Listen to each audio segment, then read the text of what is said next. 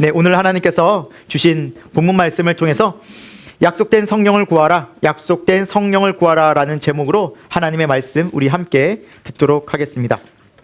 오늘의 설교 목적을 말씀드리겠습니다. 오늘 설교 목적은 성령의 권능을 소망하며 기도하게 하는 데 설교 목적이 있습니다. 성령을 받게 되면, 성령의 임하심을 경험하면 우리가 권능을 받습니다.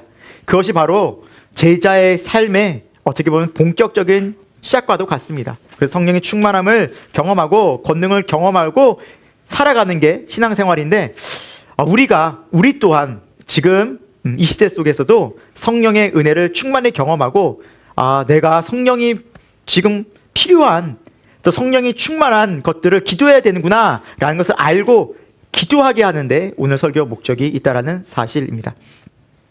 오늘 말씀을 통해서 우리는 하나님의 이 약속은, 하나님의 성령의 약속은 기도로 경험된다라는 것을 알게 될 것입니다. 그리고 성령님이 임하시면 우리는 권능을 받고 실제적인 성령의 복음에 직인된 삶을 살 수 있다라고 오늘 말씀을 통해서 우린 또한 배우게 될 것입니다. 끝으로 약속된 말씀을 우리가 실제로 믿고 실제 기도하는 삶을 살게 하는데 목적이 있습니다. 기도해야 되는구나. 이게 진짜 열심히 기도해서 성령 받아야 되는구나. 성령 안 받으면 안 되는구나 라는 것을 깊이 깨닫고 실제 기도하게 하는데 오늘 목적이 있습니다. 저와 여러분에게 그러한 성령의 은혜가 실제되어지고 기도하는 삶이 실제되기를 예수 이름으로 축원드립니다. 여러분, 교회 생활을 하시다 보면 이런 질문들을 하면서 신앙생활 때가 있을 거예요. 성경 말씀을 듣고 설교를 듣고 읽고 보면 죄인이라고 하는데, 나의 죄 때문에 십자가에서 예수님이 처절하게 죽으시고 하나님 막 진노가 그렇게 심각하다고 하는데 내가 그 정도 죄인인가? 라는 거예요. 정말 내가 그 정도까지 죄인인가? 내가 그렇게 심각한 죄인인가? 내가 살면서 그 정도로 심각한 죄인은 아닌 것 같은데 라는 생각을 하신 분도 있을 테고, 지금도 하신 분들도 있으실 것 같아요. 또 교회 오면 또 말씀 듣다 보면 구원을 참 많이 얘기합니다. 십자가의 구원의 감격. 여러분, 복음은 기쁨입니다. 예수님은 우리에게 평안과 기쁨을 주십니다. 행복합니다. 그런데 정말 나는 구원받은 그런 감격과 기쁨을 정말 누리나? 그럼 다시 생각해 보는 거죠. 내가 구원받은 게 맞나? 아니, 저렇게 주위 분들 혹은 목사님은 구원받으면 기쁘고 행복하고 감격스럽다고 하는데 나는 정말 그런 감격이 있었나? 있나? 그러면서 내 마음속에 그런 질문이 들 수 있는 거죠. 나 정말 구원받았나? 교회 생활 이렇게 오래 했는데? 그런 질문도 든다는 거죠. 또 끝으로 나는 이렇게 교회 생활 오랫동안 했는데 예수님에 대한 이야기를 하려고 하니까 안 나오는 거예요. 그 얘기가. 예수님에 대해서 얘기를 하려고 하는데 도대체가 어떻게 시작을 해야 되고 도대체가 뭘 어떻게 꺼내야 되는지 예수 예자도 못 꺼낼 때가 많다라는 거예요. 나는 이러면서 예수님 믿는 사람 맞나? 그런 생각을 고민을 해보셨죠? 네. 우리가 살아가면서 이런 질문들을 하죠. 저도 이런 고민들과 질문들의 시간들이 있었고요. 시간들이 있었고, 오늘 저와 여러분이 이 고민들에 대한 질문들에 대한 답을 확실히 알고 발견하고 찾기를 소망합니다. 그 답은 성령님입니다. 왜 이런 질문들에 대한 답을 내가 아직 경험하지 못했고 못 찾았을까? 그 답이 성령님이에요. 성령님이 오시면요, 내가 죄인인 것이 선명해집니다. 내가 진짜 죄인이 맞구나. 하나님 보시기에 참 내가 죄인 난 나름 잘 산 것 같은데, 난 죄 없이 깨끗하고 나처럼 그래도 좀 떳떳하게 산 사람이 없을 것 같은데 하나님 앞에서 거룩한 빛 앞에 서다 보니 내가 진짜 죄인 맞구나라는 걸 알게 됩니다. 성령님이 오시면 그걸 깨닫게 됩니다. 성령님이 오시면 내가 구원받은 게 선명해집니다.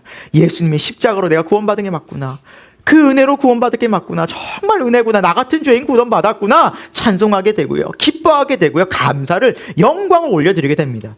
마찬가지로 성령님이 오시면 예수님을 전하게 됩니다. 증거하고 싶어집니다. 전할 수 있게 됩니다. 그것이 성령의 능력이기 때문입니다. 사랑하는 여러분, 우리가 중요한 것은 이런 질문들과 고민들의 답을, 내가 왜 이렇지? 내가 왜 죄를 못 느끼지? 내가 왜 구원받은 걸 잘 모르겠지라고 질문하는 것보다 여러분들에게 이런 질문을 하는 것이 먼저입니다. 여러분, 성령님을 간절히 구해 보셨습니까? 여러분 스스로에게 한번 기도해 보십시오. 내가 성령을 간절히 구해봤나? 기도해봤나?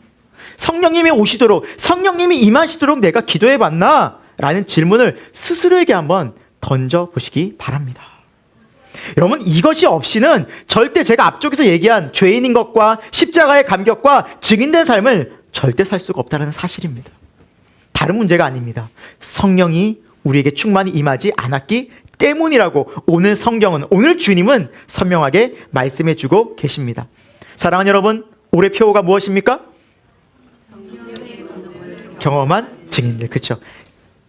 작년이 증인이었으면 증인이었고, 그 증인된 삶을 우리가 실제로 살아가기 위해서는 성령의 권능을 경험해야 됩니다. 알아야 됩니다. 실제 돼야 됩니다. 그래야 정말 증인의 삶을 살 수 있습니다.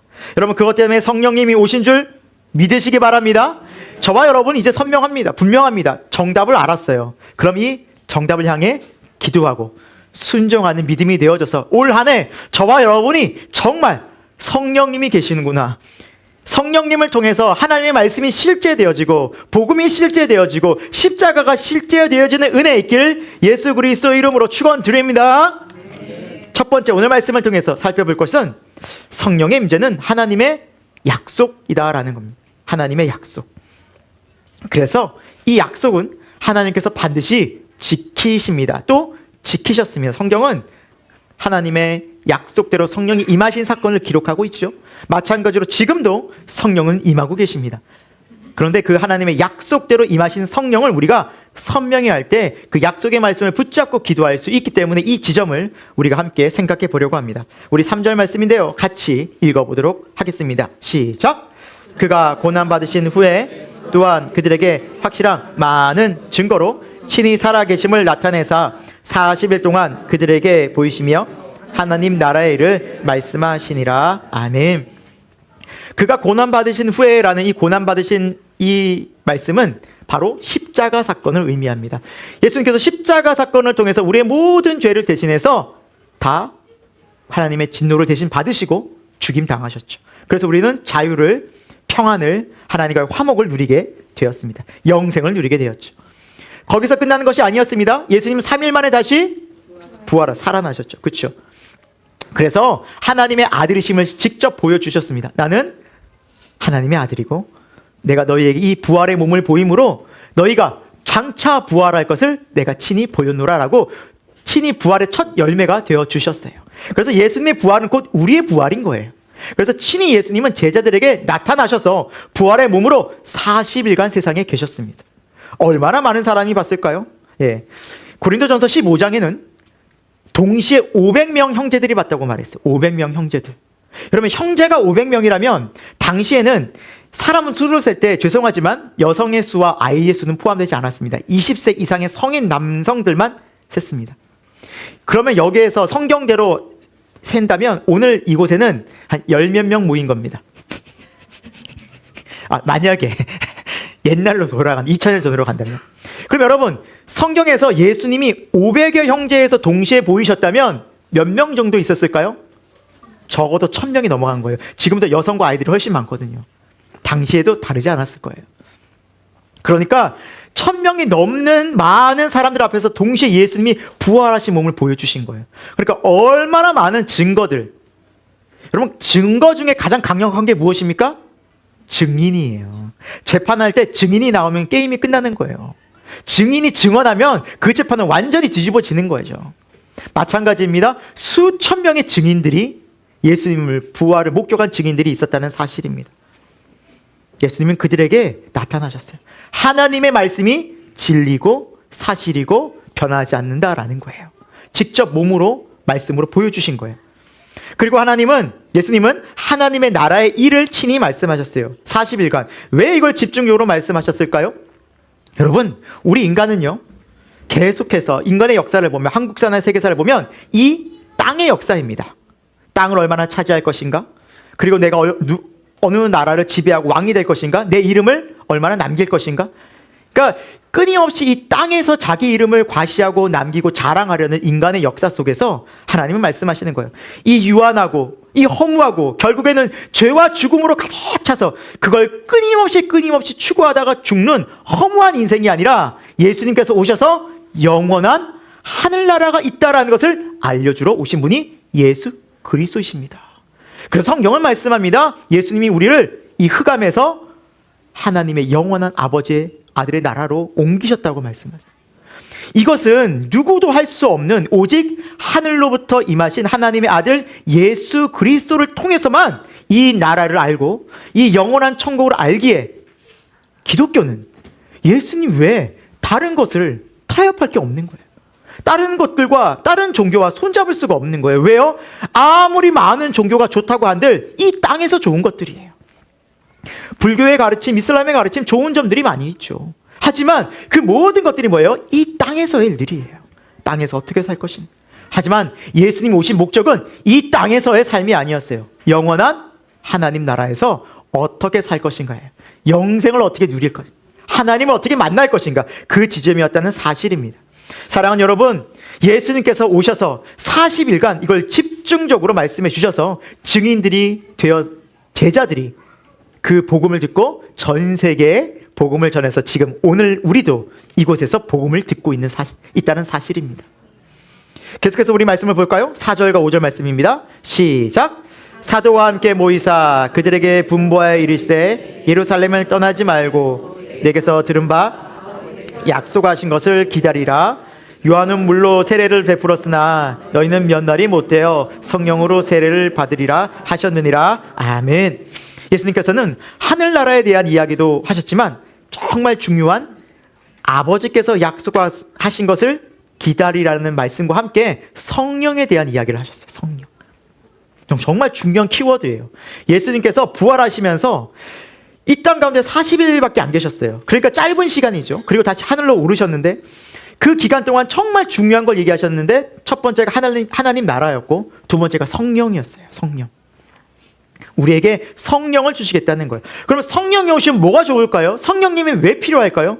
예수님께서는 사역하시면서 누누이 성령님이 오시면 이러한 유익이 있다라고 자주 말씀하셨는데 그 중에 한 말씀을 저와 여러분이 한번 찾아보도록 하겠습니다. 26절입니다. 요한복음 14장 26절 같이 읽을까요? 시작. 보혜사 곧 아버지께서 내 이름으로 보내실 성령 그가 너에게 모든 것을 가르치고 내가 너에게 말한 모든 것을 생각나게 하리라. 아멘. 성령님이 오시면 예수님께서 말씀하신 모든 것들을 잘 가르쳐 주신대요. 성령께서. 아, 이게 이런 뜻이었구나.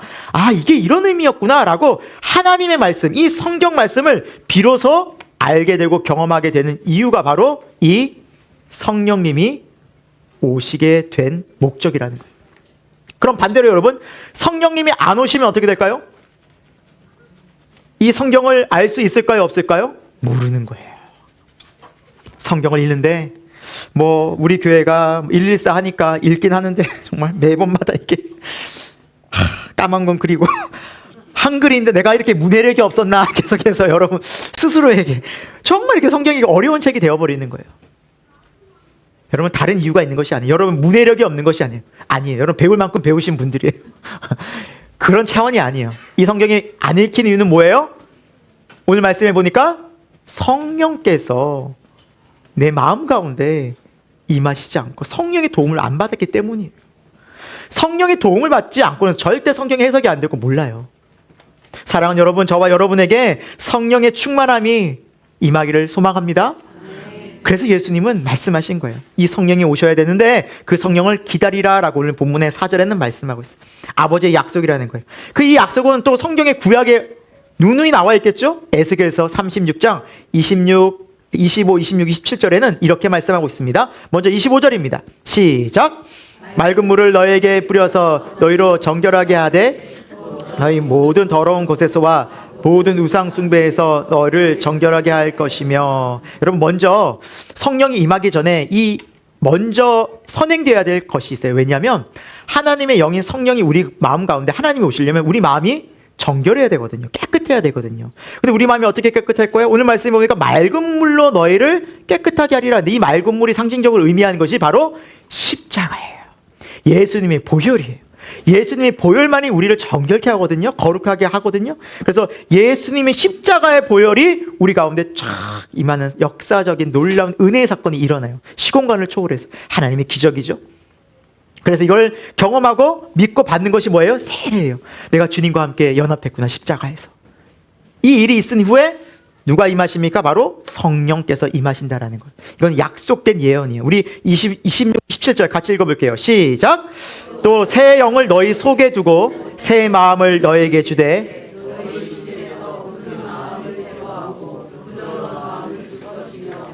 또 내 영을 너희 속에 두어 너희로 내 율례를 행하게 하리니 너희가 내 규례를 지켜 행할지니라. 아멘. 하나님의 영이, 성령이 우리 마음에 오신대. 우리 속에, 마음에. 그래서 우리가 새로운 마음이 된대요. 그럼 그 새로운 마음을 어떻게 되느냐? 부드럽게 되는 우리 마음을. 눈 녹듯이 녹아진 강팍하던 마음이, 하나님을 대적하던 마음이, 아 그렇구나, 내가 잘못했고 내가 주인 맞구나, 순종해야 되는구나, 이제 예수님께서 나를 위해 죽으셨고 내게 새로운 인생이 펼쳐졌으니 난 이제 순종해야겠구나, 하나님 아버지를 따라가야겠구나 라고 순종하는 마음이 생겨요. 그리고 하나님의 말씀을 따라가요. 내 속에서 이제 하나님의 말씀을 순종하고자 하는 거룩한 열매들이 맺혀져요. 여러분, 신앙생활은요 우리의 의지와 노력으로 되는 것이 아닙니다. 다 누구의 도우심이에요? 예수 그리스도의 십자가의 은혜와 성령의 도우심이에요. 그래서 성경은 항상 예수 그리스도의 은혜를 강조하고 성령을 따라 행하라, 순종을 강조해요. 사랑하는 여러분, 여러분이 열심히 있는 건 좋은데 그 열심을 가지고 내가 뭔가 해보려고 하면 항상 실패할 것입니다. 한번 기도 한번 해봐야지. 마음 잡고 한번, 올해 작년에 못했으니 올해 하면 114 한번 해봐야지 라고 마음 먹으신 분 있으시죠? 포기하셨습니까? 여러분 표정들이, 작년에 포기하신 건 아니죠. 또 시작하셔야 됩니다, 다시. 그런데 내 의지로만은 절대적으로 부족하고 안 됩니다. 안 됩니다. 오늘 성경 말씀은 그 원리를 말씀하고 있는 거예요. 왜 내 신앙생활이 왜 이렇게 사사건건 안 됐을까? 왜 실패했을까? 그 원인을, 결정적인 원인을 우리에게 말씀해 주고 있는 거예요. 그 원인이 뭐라고요? 성령이에요. 성령의 충만을 경험하지 않은 거예요. 성령님이 임하시지 않은 거예요. 여러분, 이제 우리의 삶 속에 다시 한번 성령님이 임하신다면 우리의 삶은 다시 한번 놀라운 변화를 겪습니다. 내가 정말 죄인 맞구나.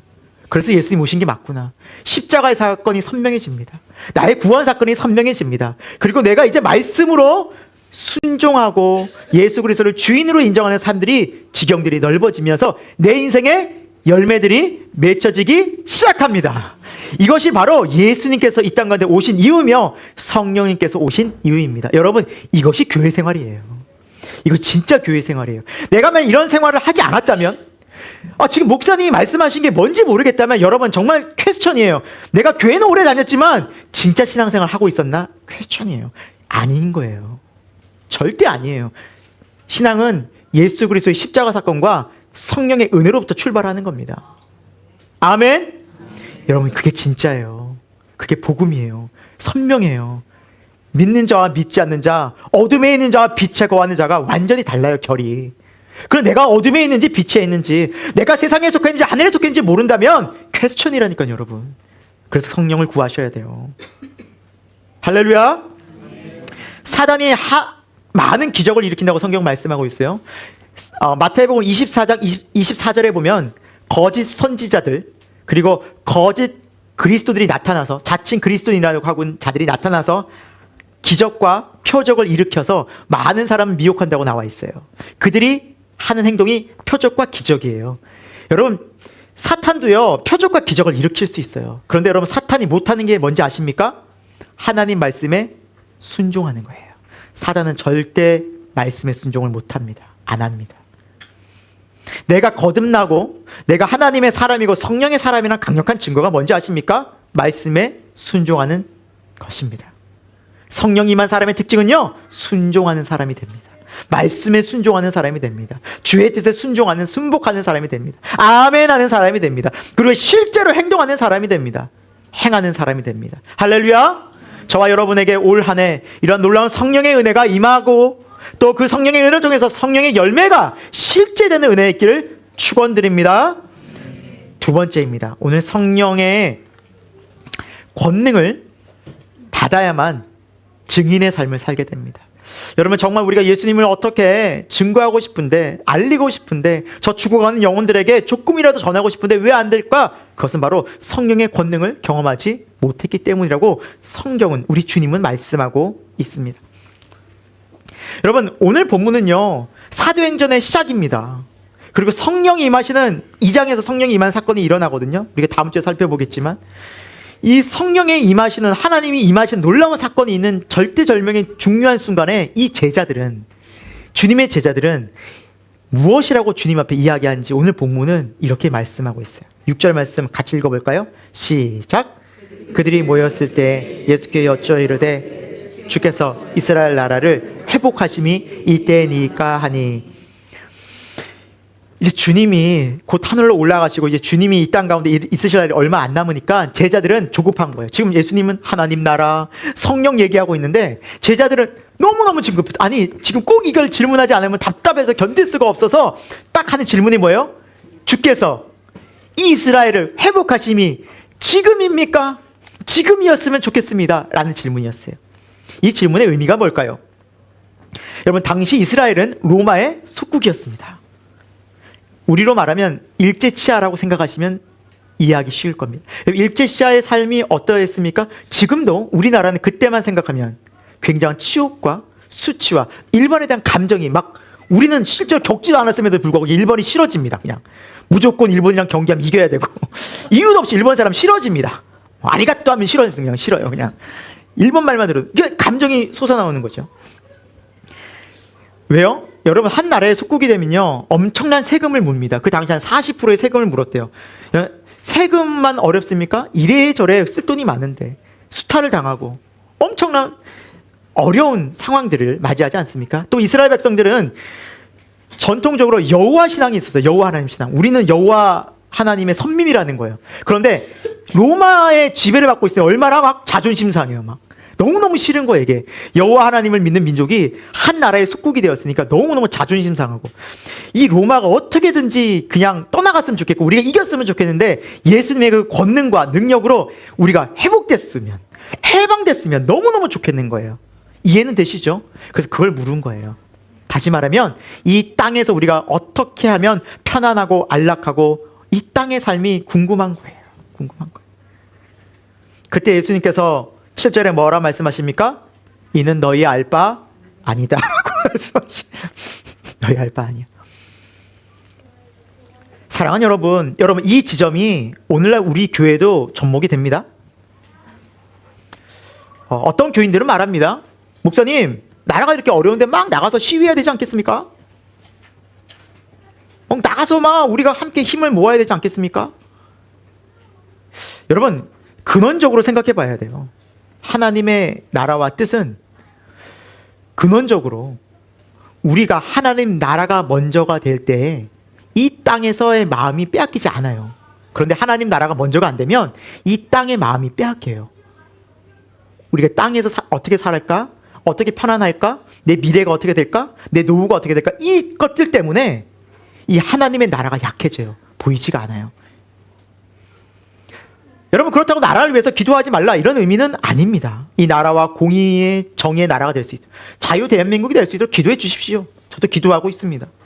하지만 하나님의 나라가 우리 가운데 먼저이지 않고 이 세상의 인생의 문제들이 먼저이고, 때로는 하나님의 나라가 중요하기도 하지만 내 먹고 사는 문제가 먼저일 때가 많지 않습니까? 내 노후가 더 걱정되고 염려되지 않습니까? 내 내일 일이 당장 걱정되지 않습니까? 내 올해 직장 어떻게 하지? 내 직장 문제가 먼저 되지 않습니까? 여러분, 이 제자들의 모습이 바로 그러했다는 거예요. 그러했다는 거예요. 왜 그랬을까라는 거예요. 여러분, 제자들은 열심히 없던 사람들이 아닙니다. 예수님을 따랐던 이 제자들은요, 자신들의 갖고 있던 집과 가족과 일터를 다 뒤로 하고 온전히 헌신한 사람들입니다.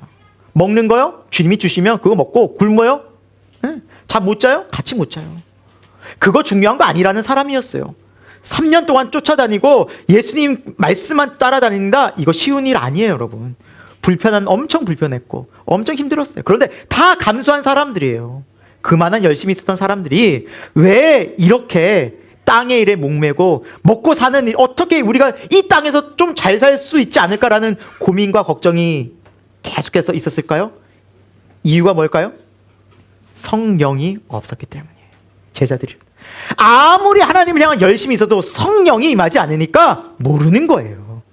하나님의 나라가 뭔지, 영적인 게 뭔지, 이 세상을 어떻게 살아야 하는지. 주님을 따른다고 하면서 우리로 말하면 내가 교회 직분 맡고 집사고 권사고, 우린 장로가 없지만 예, 뭐 안수 집사가 되고 뭐 목사가 되어도 오롯이 그냥 이 땅에 마음 빼앗겨 있다면 똑같은 거예요. 그 이유는 뭐예요? 바로 성령을 받지 않았기 때문. 여러분, 사도행전 1장에 나오는 제자들의 모습이 다가 아니에요. 2장 3장에서 완전히 달라져요. 그 이유가 뭘까요? 맞아요. 2장에 성령 강림 사건이 나오거든요. 성령을 받으니까 완전히 달라지는 거예요.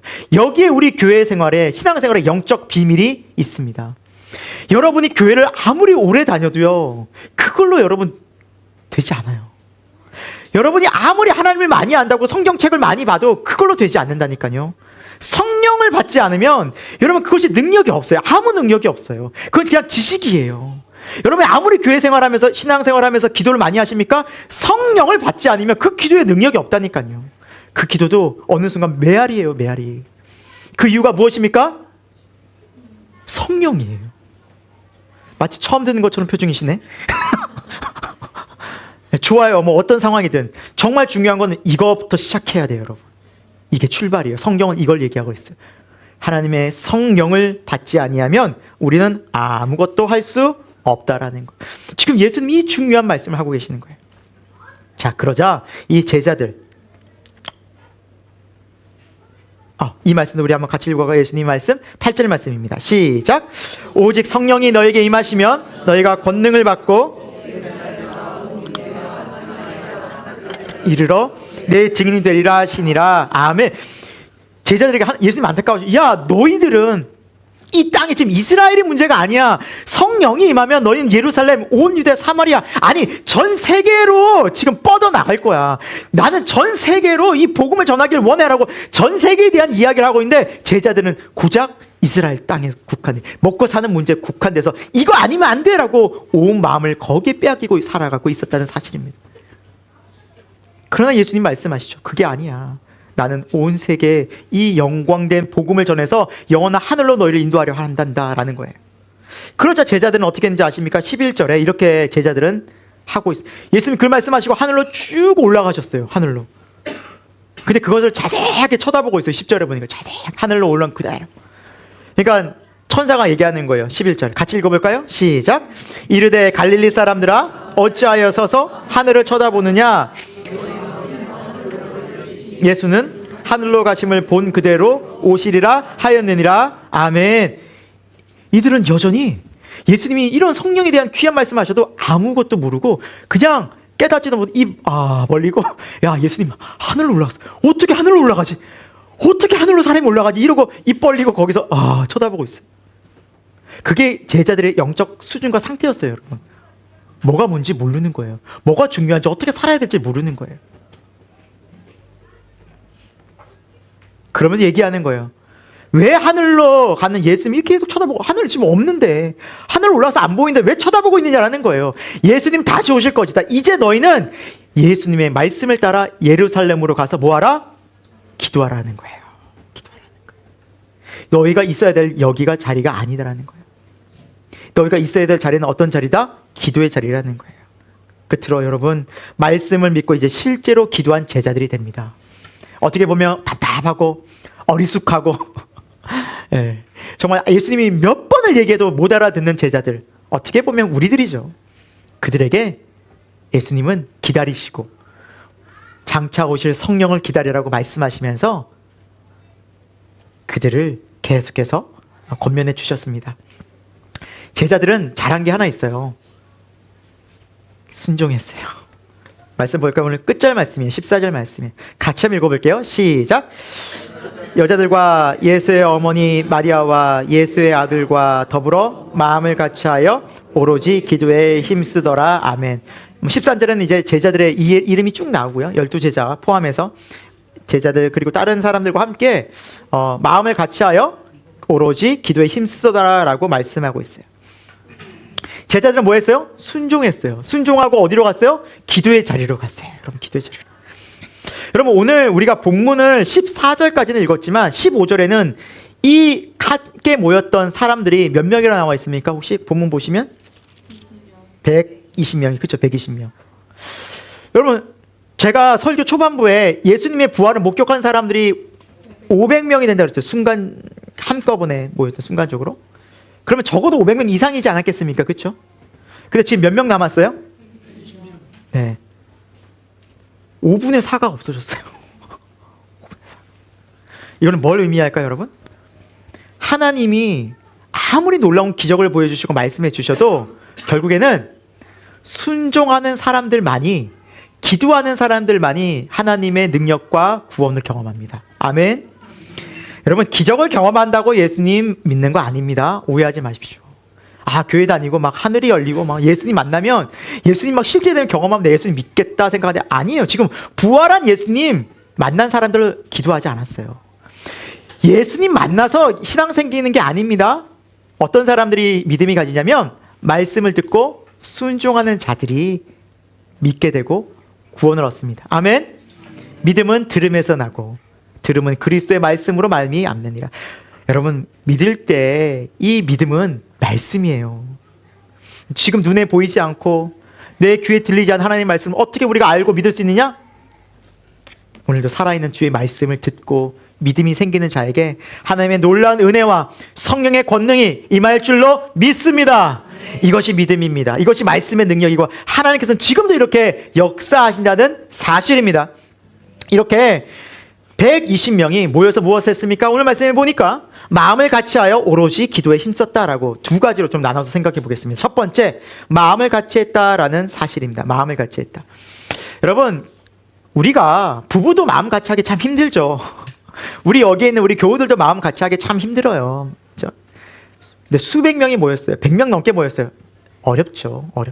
정말 쉽지 않아요. 근데 어떻게 해서 마음을 같이할 수 있을까요? 이유가 있을 거 아니겠습니까? 그 원인이? 네. 물론 성령이 임하시면 돼요. 성령이 임하시면. 근데 이때는 아직 성령이 확실히 임하지 않았잖아요. 뭐가 있었어요? 그들에게 주의 말씀, 약속의 말씀이었어요. 이 약속의 말씀을 믿는 거예요. 그러니까 여러분, 우리가 언제 하나 될 수 있어요? 하나님의 말씀을 한 마음으로 믿으면, 우리가 주님 안에서 이 말씀을 같이 믿고 따라가면 우리는 하나가 될 수 있어요. 여러분, 교회가 어떻게 하나 될 수 있어요? 말씀의 근원 되시는 예수님을 따라가면 하나가 될 수 있는 거예요. 이것을 안 따라가면 교회는 100% 분열됩니다. 나누어집니다. 자기 얘기가 나오고 자기 생각과 자기 판단이 나오면서 분열이 되기 시작합니다. 여러분, 그래서 교회 공동체는 철저히 신앙은 하나 되는 공동체입니다. 우리 한번 4절과 5절, 에베소서 4장 4절과 5절 말씀을 같이 한번 읽어볼게요. 시작. 몸이 하나요 성령도 한 분이시니 이와 같이 너희가 부름의 한 소망 안에서 부르심을 받았느니라. 주도 한 분이시요 믿음도 하나요 세례도 하나요. 아멘. 여러분, 교회는 하나라는 거예요. 간략하게 말씀드리면 몸이 하나, 교회 공동체 한 몸 하나고 성령도 한 분이시고 한 소망, 하나님 나라의 한 소망을 우리가 부르심을 받았고 주도 한 분, 예수님도 한 분이고요. 우리가 그분을 믿는 믿음도 하나예요. 세례도 한 세례를 받아요. 성부와 성자와 성령의 이름으로. 여러분, 교회는 나눠지지 않아요. 교회는 철저히 한 마음으로 가는 곳이에요. 주 안에 하나, 말씀 안에 하나, 성령 안에 하나, 믿음 안에 하나를 우리는 믿음으로 살아갑니다. 믿음으로 살아갑니다. 자, 사랑하는 여러분, 우리가 첫 번째 이 제자들이 잘한 게 있어요. 뭐였어요? 마음을 하나로 모였어요. 말씀으로 모았어요. 교회는요, 말씀으로 모이는 곳이에요. 그래서 우리 교회가 어렵지만 힘들지만 여러분과 계속 하려는 게 뭡니까? 말씀 나눔이에요. 설교를 듣고 셀 모임에서 뭐예요? 말씀을 또 나눠요. 거기서 끝나요? 주중에도 뭐예요? 그 들은 말씀을 또 계속 살아내는 거예요. 이게 교회예요. 이게 교회예요. 그러니까 우리 교회가 하나님의 말씀대로 가고 있다는 게 느껴지십니까? 믿으시면 되고요. 우리가 한 말씀으로 계속 가는 이유가 있어요. 그러지 않으면 여러분의 생각, 여러분의 판단, 여러분의 경험이 나올까요? 안 나올까요? 나와요. 나와요. 여러분 생각이 왜 없겠냐고요. 여러분 판단이 왜 없겠냐. 여러분 경험이 부족한가요? 아니에요. 세상적으로 나름대로 막 성공도 하고 또 나름대로 잘했던 분들이 있으실 거예요. 이렇게 하면 좋고 이렇게 하면 좋고 저렇게 하면 좋고 있을 거예요. 근데 그런 것들이 다 말씀 안에 커트가 되는 거예요. 그리고 우리는 한 말씀으로 하나님을 따라가요. 그게 교회라는 거예요. 거기에 성령께서 역사하신다는 거예요. 아멘. 여러분 우리가 가는 이 길 속에서 반드시 하나님의 성령이 우리가 믿음으로 이렇게 한 마음으로 간다면 하나님께서 역사하실 줄로 믿습니다. 두 번째, 오늘 말씀해 보면 오로지 기도에 힘썼다라는 거예요. 다른 거 하지 않았어요. 오직 기도에만 힘썼어요. 오직 기도에만. 여러분 기도에 대한 오해를 하시는 분들이 간혹 있으시더라고요. 하나님은 좋으신 하나님이시고 자비로우신 하나님이시고 풍요로우신 하나님이시니까 때로는 우리가 원하지 않고 때로는 우리에게 뭐 기도하지 않아도 원하는 걸 다 채워주시는 좋으신 하나님으로, 뭐 구하지 않았는데도 막 응답해 주시는 막 좋으신 하나님. 내가 달라고 하지 않았는데도 하나님 너 이거 가져. 나는 사랑의 하나님이야. 풍요로운 하나님이야. 그러면서 막 이렇게 나누어 주는 것처럼 생각하시는 분이 있으실지도 모르겠습니다. 크게 오해이십니다. 하나님 이런 하나님 아닙니다. 어떤 하나님인지 우리 성경 말씀을 함께 읽도록 하겠습니다. 에스겔서 36장 37절입니다. 시작. 이같이 말씀하셨느니라. 그래도 이스라엘 족속이 이같이 자기들에게 이루어 주기를 내게 구하여라 할지라. 내가 그들의 수요를 양떼같이 많아지게 하되. 아멘. 여러분 에스겔 선지자는 어떤 사람입니까? 이스라엘의 멸망을 들은 거예요. 본 거예요. 들은 거예요. 그러니까 이스라엘의 멸망에 남유다의 멸망을, 바벨론의 처절한 멸망을 듣고 바벨론으로 포로로 잡혀간 그런 사람이에요. 그러니까 이스라엘의 처절한 멸망을 본 사람이라고요. 그걸 목격한 사람이라고요. 얼마나 비참했는지 몰라요. 예레미야서 예가에 보면 이 바벨론에 의해서 예루살렘이 함락되었을 때요, 둥둥 쌉니다. 이렇게 고립시키는 거예요. 먹을 게 있어요, 없어요? 먹을 게 없겠죠. 점점 떨어지겠죠. 사람을 잡아먹기 시작합니다. 자식들을 잡아먹기 시작해요. 비참해요. 그리고 그 안 되겠어 들어와요. 그러니까 바벨론 왕이 화가 난 거예요. 너무나 화가 난 거예요. 아니 진작에 항복할 것이지, 이렇게 지금 여기는 피골이 상접해가지고 있는데 바벨론 왕이 너무나 화가 나가지고 사람이란 사람은 애도 여자도 노인도 상관없이 다 죽여버려. 임신한 여인도 다 배를 갈라버려. 처참한 모습이 성경에 나와요. 비참한 끝이 없어요. 여러분 왜 그랬어요? 하나님의 말씀을 떠나서 우상을 섬기다가 하나님이 징계를 하신 거예요. 그건 징계를 하신 거예요. 그러면 그 나라가 완전 쑥대밭이 됐는데 무슨 소망이 있겠냐고요. 근데 에스겔서는 뭐라고 말씀하고 있냐면 하나님이 에스겔에게, 에스겔아 내가 너에게 예언한다. 다시 회복될 거야. 70년 뒤에 회복되거든요. 70년 뒤에 회복될 거야. 회복될 거야. 그때는 이 성이 다시 많은 사람들이 모이고 양떼가 이렇게 많아지고 다시 이 땅이 에덴처럼 될 거야. 아름다운 땅이 될 거야. 완전히 황폐화된 땅에 향해서 하나님이 예언하세요. 왜? 하나님 그걸 예정하셨고 작정하셨거든요. 근데 여러분 그렇게 말씀하시면서 하신 말씀이 이거예요. 내가 줄 건데 뭐 하라고요? 뭐 하라고요? 여러분 하나님은 제대로 하셔야 돼요. 하나님이 주신데 여러분 기도하지 않으면 안 주셔요. 좀 더 선명한 말씀 찾아볼까요? 야고보서 4장 2하는 2절 하반절입니다. 2하 3절이에요. 같이 읽어볼까요? 시작. 너희가 얻지 못함은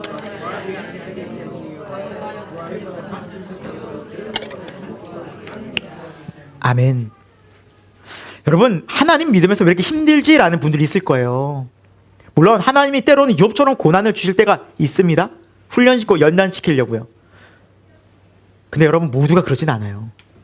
여러분이 기도하면 달라질 수 있는 환경이 있습니다. 근데 기도하지 않아서 못 누리는 하나님의 영광과 하나님의 능력과 하나님의 기쁨과 하나님의 감사를 못 누리는 경우들도 많아요. 기도하지 않기 때문에. 이해가 되세요? 여러분 이분은 하나님이세요. 하나님은 변하지 않아요. 여러분 하나님 절대 오해하시면 안 돼요. 하나님은 기도하는 자들에게 반드시 주세요. 그래서 예수님께서 말씀하셨죠. 너희가 지금까지는 구하지 아니하였으나 내 이름으로 구하라. 그리하면 너희가 받으리니 너희 기쁨이 충만하리라. 이미 다 말씀해 주셨어요. 구하라는 거예요. 내 이름으로. 그리고 우리에게 다 은혜를 주셨건만 우리는 왜 못 누릴까요? 때로는 구하지 않아서 엄청나게 누리지 못하는 경우에 대부분일 수 있어요. 정말이에요. 여러분, 이것이 영적 기도의 비밀이에요. 자, 오늘 말씀을 다시 한번 제가 봅니다. 14절 말씀으로 가볼게요. 오로지 기도하기를 힘쓰더라라고 말하고 있어요. 힘쓰다라는 헬라어 단어가 있어요. 힘쓰다라는 프로스 카르테레오라는 좀 긴 단어예요. 뭐 여러분 굳이 뭐 이걸 알 필요는 없고요. 이 단어의 원래 뜻을 아는 게 더 중요해요. 원문의 뜻. 이 뜻은 지속하다, 버티다, 전념하다, 끈질기게 붙들다라는 뜻이 있어요. 다시 말씀드려요. 힘쓰다라는, 여기서 기도에 힘쓰다는 뭐냐면 지속하다, 버티다, 전념하다, 끈질기게 붙들다라는 뜻이 있어요. 이게 기도예요, 여러분. 여러분, 기도 이렇게 하셨습니까? 하고 계십니까? 그래서 응답이 안 되는 겁니다. 못 받는 겁니다. 하루 3번 식기도할 때 기도하는데요. 잘 때 잠깐 우리 기도할 때 뭐 잠깐 하고 자죠. 여러분, 이것은요 진짜 성경이 말하는 기도가 아니에요. 여러분, 크게 오해하시는 거예요. 기도는요 힘든 거예요. 버티는 거예요. 인내하는 거예요. 애를 쓰는 거예요. 때로는 통곡하고 애통하고 땀이 나고, 이게 기도예요. 여러분, 이런 기도를 언제 드려보셨습니까? 만약 이런 기도를 드려보셨다면 제가 100% 장담하건대 여러분 성령의 능력을, 은혜를, 기쁨을, 감사를 경험했을 것입니다. 제가 왜 이렇게 말씀드리냐고요? 제가 그걸 경험하고 있거든요. 그걸 경험했거든요. 지금도 그렇거든요. 전 알아요. 이게 진리인 것을. 왜? 제가 그런 경험했기 때문에. 저도 여러분처럼 내가 정말 죄인 맞나? 내가 정말 구원받은 자가 맞나? 내가 정말 하나님의 복음을 왜 이렇게 못 전하지라고 이 고민을 저도 했던 적이 있었어요. 기도했어요. 성령님을 보내달라고. 하나님 저 왜 이렇게 능력 없냐고, 왜 이렇게 저는 확신이 없냐고 간절히 기도했어요. 성령님 임하셨어요. 오셨어요. 알려주셨어요. 선명히 보여주셨어요. 내가 얼마나 죄인인 것을 알려주셨고, 그리고 십자가의 구원이 얼마나 놀라운 사건인 줄 알려주셨고, 그리고 내가 복음의 증인되는 역할들을 살게 해주셨어요. 그리고 지금 이 자리에 서서 그 일들을 지금까지 하고 있어요. 저는 고등학교 때 그 일을 경험했어요. 중학교 때 기도하고. 사랑하는 여러분, 오늘 말씀에 보면 몇 날이 못 되어 너희가 성령을 받으리라는 말씀이 있어요. 5절이에요. 몇 날이 못 되어 성령을 받으리라. 여러분, 기도 여러분 간절히 하시잖아요. 얼마 안 돼서 성령 받습니다. 여러분, 진짜예요. 우리가 그렇게 기도 안 하기 때문에 그래요. 오늘 말씀처럼 기도하라는 거예요. 오로지 기도에 힘쓰는 거예요. 성령 받기 위해서. 절박한 마음으로, 간절한 마음으로. 어떤 사람은 그렇게 질문할 수 있어요. 목사님, 꼭 그렇게 막 성령 충만해야 됩니까? 성령을 막 그렇게 받아야 됩니까? 그러지 않고도 신앙생활 할 수 있지 않습니까? 네, 성경은 뭐라 말씀하시는지 찾아보겠습니다. 에베소서 5장 15절부터 18절입니다. 같이 한번 읽어볼까요? 시작! 그런즉 너희가 어떻게 행할지를 자세히 주의하여 지혜 없는 자같이 하지 말고 오직 지혜 있는 자같이 하여 세월을 아끼라. 때가 악하니라.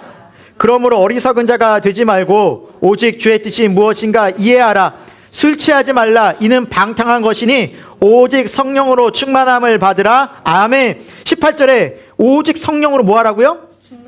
충만함을 받으라고 명령하고 있어요. 그렇지 않을 때 나타나는 현상이 위쪽에서 15절부터예요. 지혜 없는 자가 되는 거예요. 그리고 16절, 세월을 낭비하는 거예요. 세월을 낭비하고 살아가요. 살아가지만 헛된 세상의 것들에 하나님 앞에 남는 것이 하나도 없는 인생을 사는 거예요. 17절에 어리석은 자가 되는 거예요. 내 뜻이 중요해서 내 뜻을 생각하느라고 어리석게 되는 거예요. 하나님 앞에서. 18절, 술 취하는 거예요. 물론 이것은 마시는 술의 의미도 있지만 술은 대유법이에요. 세상을 의미합니다. 세상이 취해서 살아가요. 그래서 방탕해져요.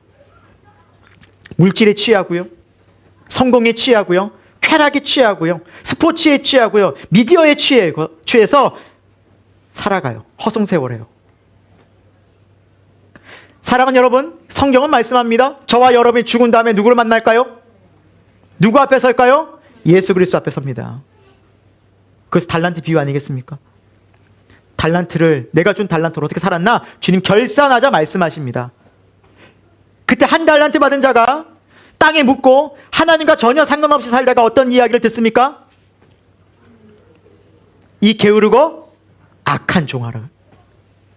너는 이 잔치에 참여할 수 없다. 여러분, 저는 저와 여러분에게 이 교회 생활하면서 예수를 믿는다고 하면서 우리가 이 말씀을 따라가기를 축원합니다. 이 말씀을 따라가야 십자가 예수를 따라가는 것이며 십자가 예수를 따라가야 어디로 임할까요? 하늘나라로 임해요. 천국은요, 하나님 나라는요, 교회 다닌다고 가지 않습니다. 여러분 꼭 기억하십시오. 직분 받았다고 가지 않습니다. 목사라고 가지 않습니다.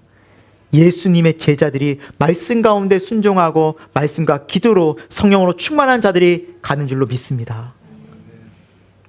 그래서 우리에게 말씀하고 있는 거예요. 성경은 눈이 권면하고 있는. 그런데 여러분 이 성경을 안 보시고 어떻게 사십니까? 사라지죠? 사라질 거예요. 그런데 오늘 말씀처럼 어떻게 살아요? 지혜 없이 사는 거예요. 지혜가 뭐예요? 하나님의 말씀을 듣는 귀거든요. 하나님과 상관없이 사는 거예요. 교회 다녀도. 16절 세월을 아끼지 않는 거예요. 하나님과 없는 허송세월을 보내는 거예요. 17절 주의 뜻이 이해가 안 되고 주의 뜻대로 살지 않는 거예요. 하나님 말씀하신 거 어리석구나. 여러분 세상에서 밝게 사는 그 사람이 있잖아요. 어리석은 부자 비유 아시잖아요. 세상에 먹을 거 잔뜩 쌓아놓고 좀 창고를 더 짓고 다음에 내가 어떻게 더 잘 살까 고민하다가 하나님 말씀하신 이 어리석은 자요. 오늘 밤에 내가 네 생명을 가져가면 그 모든 것이 누구의 것이 되겠느냐? 하나님 말씀하시잖아요. 그게 어리석다라는 거예요. 이 땅에서 내가 안심하고 살아가는 그 삶. 사랑하는 여러분, 예수님이 오신 이유는 우리에게 이 땅에서의 안심이 아니라 영원한 하나님 나라가 있다는 걸 알려주러 오셨습니다. 그리고 이 땅에서 그 하나님 나라를 준비하라고 말씀하십니다. 이 자리가 그런 자리가 되었으면 좋겠습니다. 올 한 해가 그런 시간이 되었으면 좋겠습니다. 그러기 위해서는 저와 여러분이 누구를 강구해야 될까요? 성령님이에요. 그러지 않으면 여러분 술 취합니다. 세상이 취합니다. 아닐 것 같아요? 다 취해요.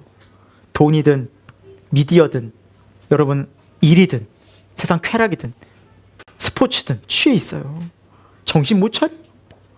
정말 정신 못 차려요. 여러분. 목사님들도 예외 없어요. 목사님 저도 예외 없어요. 말씀을 벗어나면 예외 없어요. 다 취하게 돼 있는 거예요. 유명한 목사님요, 설교 잘하는 목사님요, 아무 상관없어요. 아무 예외 없어요. 성령으로 충만하지 않으면, 깨어있지 않으면 누구든지 세상에 취해서 우리는 길을 잃어요. 그 친구가 뭐예요? 하나님을 믿는데 예배를 드리는데 신앙생활 하는데 내 안에 뭐가 없어요? 기쁨이 없어요. 첫 번째 현상 기쁨이 없어요. 여러분 잘 체크해 보세요. 두 번째 현상 감사가 없어요.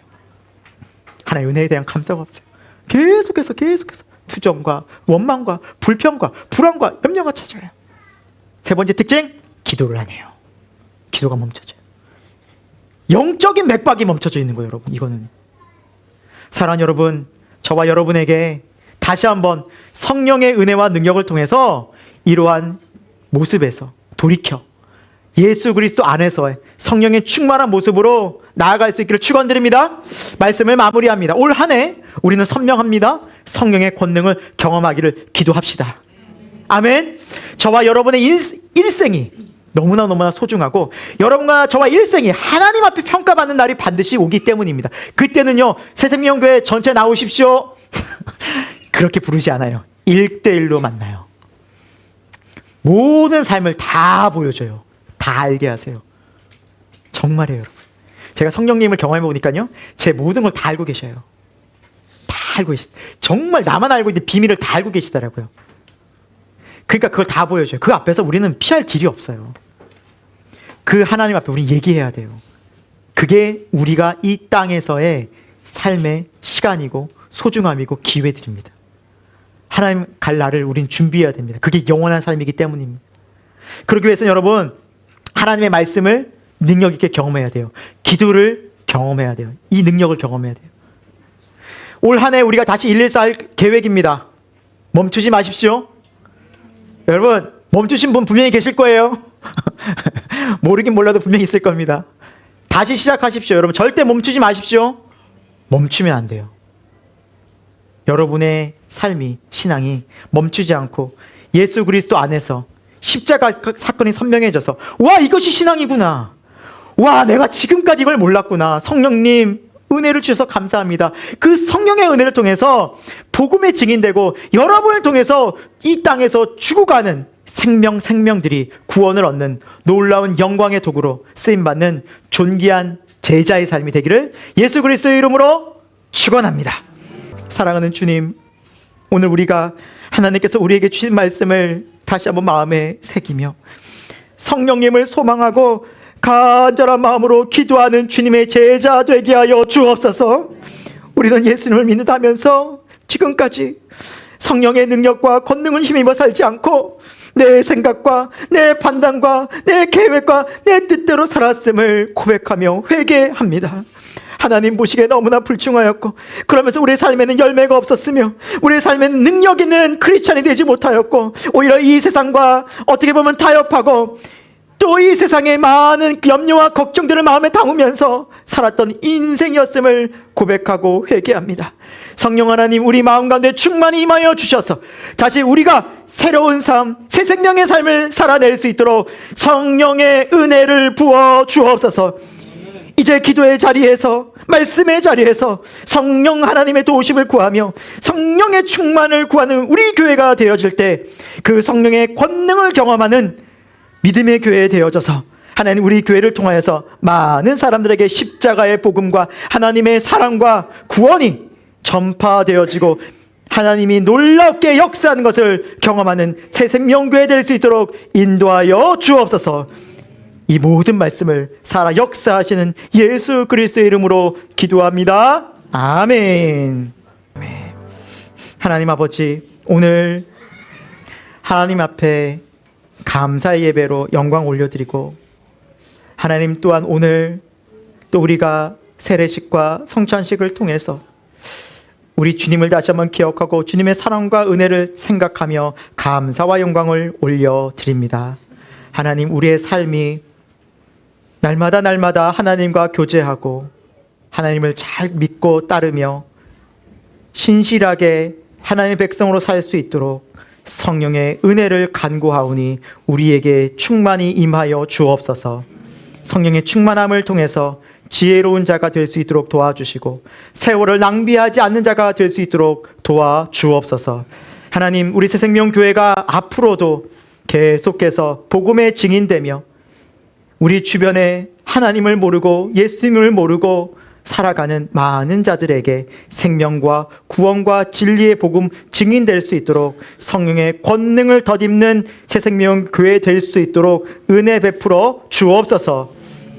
오늘도 하나님 앞에 나오면서 마음과 뜻과 정성을 담아 귀한 헌금 드리오니 하나님 기쁘게 받아주시고 우리의 삶이 하나님 앞에 더욱더 귀하게 영광 올려드리고 기쁨으로 드리는 인생 되도록 도와주옵소서. 특별히 자라는 아이들이 있습니다. 하나님, 우리 다니엘 어린이부 청소년부 믿음으로 주님 더 사랑하고 잘 자라나 하나님 앞에 귀하게 쓰임받는 주님의 제자들 다 되도록 인도하여 주옵소서. 지금은 우리 주 예수 그리스도의 십자가의 은혜와 하나님 아버지 그 영원하신 사랑하심과 성령 하나님의 감화 감동 역사하심이 오늘도 주의 말씀 들으며 다시 한번 마음속에 성령님을 간절히 소망하고 기도하며 주님을 더욱더 알기를, 말씀도 알기를, 성령 받기를 더 간절히 소망하는 우리 새생명교회의 모든 교우들 가운데 저들의 삶과 일터와 모든 삶의 영역 가운데 지금부터 영원토록 함께 없시기를 간절히 축원하옵나이다. 아멘.